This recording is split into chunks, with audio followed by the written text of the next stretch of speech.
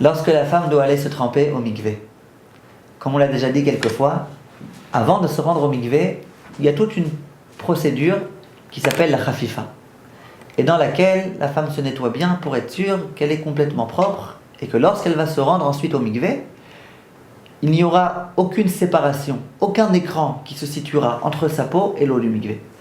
Pour que l'immersion soit effective, pour qu'elle ne soit pas disqualifiée, il faut impérativement que tout soit complètement propre et impeccable.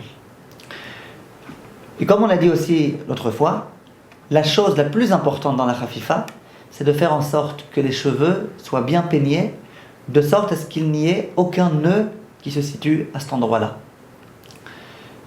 Plusieurs fois on m'a posé la question, a-t-on le droit de se servir de condition hair, je ne sais pas si je prononce bien, sinon vous m'excuserez, un démêlant on va dire en français, avant de se tremper ou pas. Et il y a plusieurs personnes qui m'ont dit qu'elles ont entendu de différents rabbanim que c'était totalement déconseillé.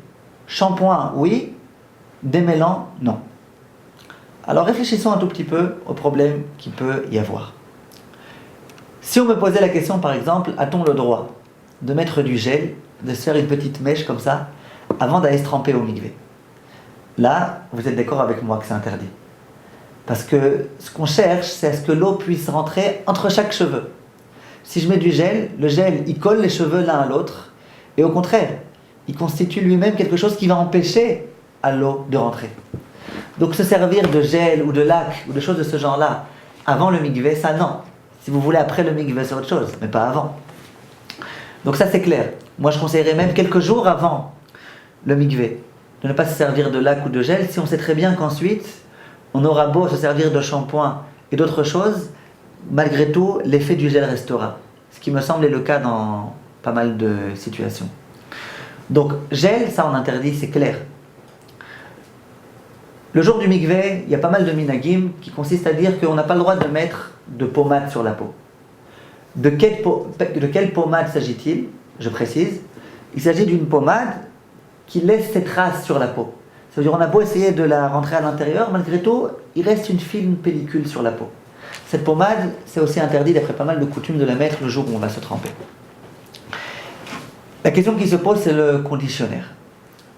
Alors je vais être franc avec vous. Le conditionnaire, c'est la chose la meilleure qui puisse être. Pourquoi? Parce que on cherche à ce que les cheveux soient démêlés. Il y a des femmes qui ont énormément de mal à démêler leurs cheveux. Et l'essentiel, c'est qu'il n'y ait pas de nœud qui se trouve dans les cheveux. Si on a réussi à trouver un démêlant qui réussit à démêler les cheveux, c'est la chose la meilleure qui puisse être. Si c'est un démêlant dans lequel il y a plein de crème et que c'est vraiment très gras, et qu'ensuite quand on touche les cheveux on sent qu'ils sont complètement gras, qu'il reste plein de crème sur les cheveux, à la surface des cheveux, là, bien sûr qu'on va interdire. Simplement, aujourd'hui, Baruch Hashem, il y a des démêlants qui sont sans trop de matière grasse, des démêlants qui sont tout à fait utilisables pour le mikvé. Le Rav Rubin, par exemple, dans le livre Maré Cohen, il dit que non seulement c'est permis, mais c'est conseillé. Un jour, sur un site internet, j'ai dit cette chose-là.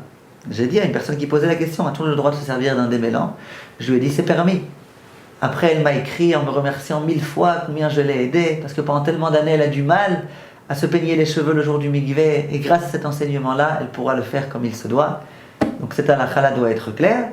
Si certains rabbanim l'interdisent, il me semble qu'il s'agit de démêlants qui sont vraiment très gras et qui risquent de laisser à la surface des cheveux des matières grasses qui, au lieu de permettre à l'eau de s'introduire entre les cheveux, risquent au contraire de l'empêcher. Kol tov et à bientôt.